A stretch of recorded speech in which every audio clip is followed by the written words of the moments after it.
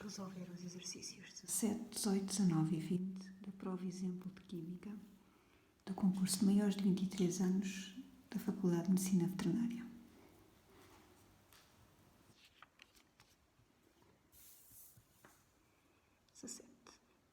Considere uma amostra de ar em que o oxigênio representa 20,95% do total de gases.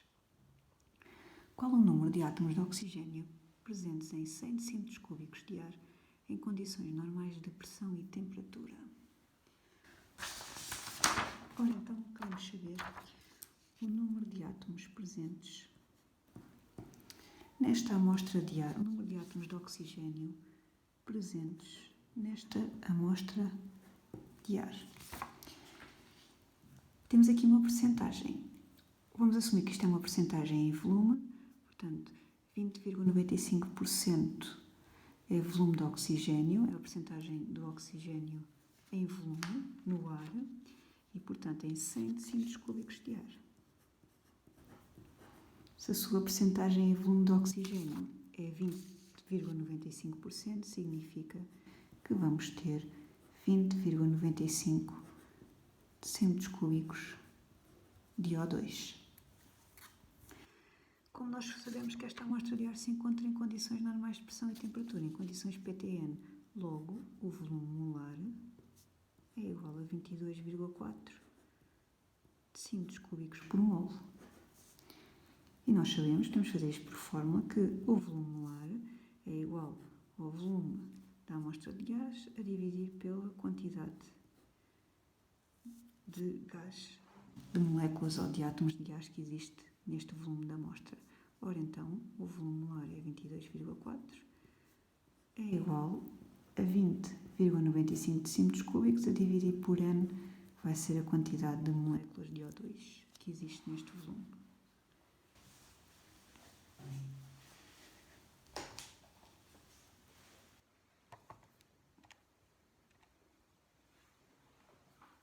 E a quantidade de moléculas de O2 vai ser 0,935 mol de moléculas de O2. Nós sabemos que a quantidade de partículas tem que ser igual à quantidade vezes o número de Avogadro.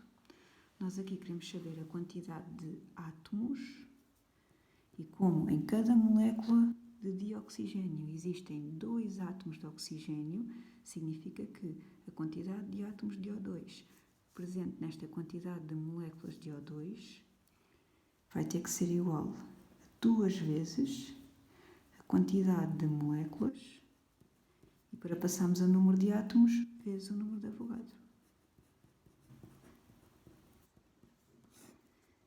E, portanto, isto vai ser igual a 1,13 vezes 10 elevado a 24 átomos de oxigênio. Vamos passar para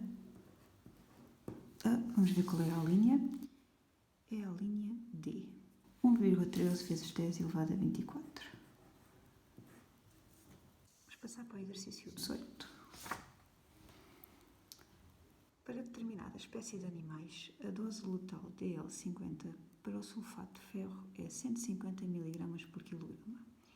Para o DDT é 100 mg por kg. E para a nicotina é 1 mg por kg. Considere que 10 animais desta espécie apresentam um peso médio de 50 kg. Então, vamos lá ver qual é a dose letal de DDT quando nós temos um animal de 50 kg. Portanto, para 50 kg, que é a massa média destes animais, vamos ter X miligramas de DDT como dose letal. E sabemos que para o DDT, para 1 kg de massa de animal, a dose letal é 100 mg. Ora, então, para 1 kg de massa de animal, a dose letal é 100 mg.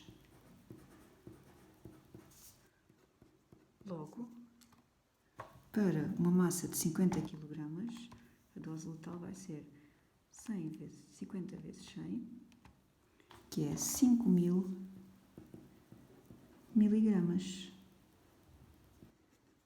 5.000 miligramas são 5 gramas. Portanto, 5 gramas é a dose letal para um animal de 50 kg. E, por definição, esta dose letal DL50 é a dose letal que é necessária para matar metade da amostra que nós estamos a considerar, metade dos animais da amostra que nós estamos aqui a considerar. E como nós estamos a considerar uma amostra de 10 animais, significa que, se for administrado os tais 5 gramas de DDT, que é a dose letal, é 5 gramas de DDT, metade dos animais da amostra morrerá. Portanto, será letal para metade dos animais da amostra. Portanto, e metade de 10 é 5 animais. Portanto, tínhamos que escolher 5 gramas de DDT, será letal para 5 animais. Tinha que ser a opção A.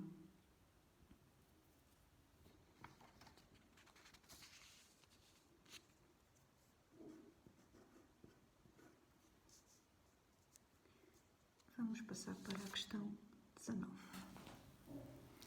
Escolha a opção que completa corretamente a seguinte afirmação. A afinidade eletrónica é maior nos metais do que nos elementos não metálicos. Isto é falso. A afinidade eletrónica é uma grandeza que nos diz, informa sobre a tendência de um átomo captar eletrões. Quanto maior for a afinidade eletrónica de um átomo, maior é a tendência desse átomo para captar eletrões. E os metais têm tendência a libertar eletrões e não captar. Portanto, isto é falso. B. A afinidade eletrónica é a energia envolvida na captação de uma mol de eletrões por uma mol de átomos no estado fundamental, encontrando-se a substância no estado gasoso. Portanto, é isto mesmo, a afinidade eletrónica é a energia libertada na captação de uma mol de eletrões por uma mol de átomos no estado fundamental, encontrando-se a substância no estado gasoso. Portanto, esta definição está correta. Vamos ver as outras. A energia necessária para retirar uma mol de átomos, uma mol de eletrões, falso.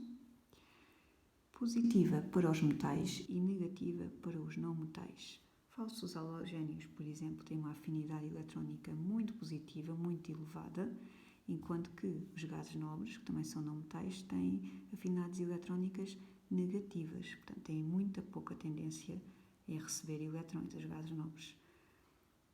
É nenhuma das anteriores? Não, vamos escolher a B.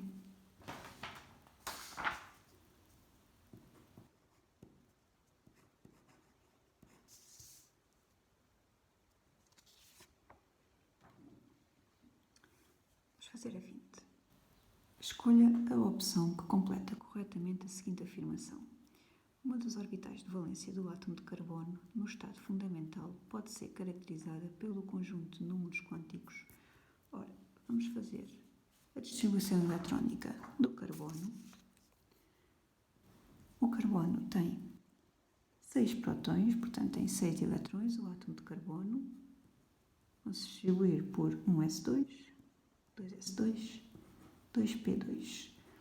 Portanto, temos aqui uma orbital 1s completamente preenchida, uma orbital 2s e temos duas orbitais 2p. Nós queremos os números quânticos para descrever os orbitais só de valência, não é verdade? Ou seja, para descrever estas orbitais. Ora, então vamos lá descrever a orbital 2s e as orbitais 2p por números quânticos.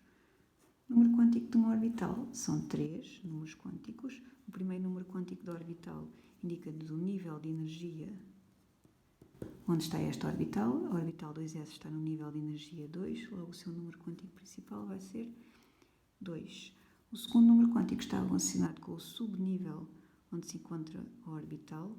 A orbital 2s não está em nenhum subnível, portanto, nem é no orbital do tipo P, nem D, nem F. Logo, o seu segundo número quântico é 0. O terceiro número quântico está relacionado com a orientação espacial da orbital. Portanto, e a orbital do tipo S esférica tem como terceiro número quântico 0.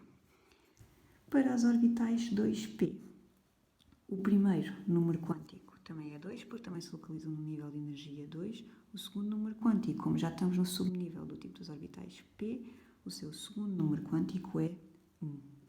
O terceiro número quântico se relaciona com a orientação espacial das orbitais P. Este terceiro número quântico, para o caso das orbitais P, pode ser 3. Portanto, e nós também podemos ter estes 2 eletrões distribuídos desta forma nas orbitais 2p. Logo, para este terceiro número quântico, nós podemos ter aqui o número menos 1, 0 ou 1. Portanto, para descrever estas duas orbitais 2p, que estão preenchidas no carbono, podemos ter números quânticos 2, 1, menos 1, 2, 1, 0 ou 2, 1, 1. São todos números quânticos válidos. Então, vamos lá ver quais são o conjunto que podemos escolher. Este não podemos, estávamos a dizer que tínhamos aqui uma orbital do tipo D, falso. 2, 1, 0, pode ser, pode estar a descrever uma orbital 2p. 1, 0, 0 está a descrever a orbital 1s, e a orbital 1s é uma orbital de valência, não é uma orbital de valência, é uma orbital do CERN, logo não podíamos escolher esta. 1, 1, 1 é um conjunto impossível de números quânticos, estávamos a dizer que existia aqui uma orbital 1p no nível 1, não existe, só existe a orbital 1s. Portanto, a única opção correta era B.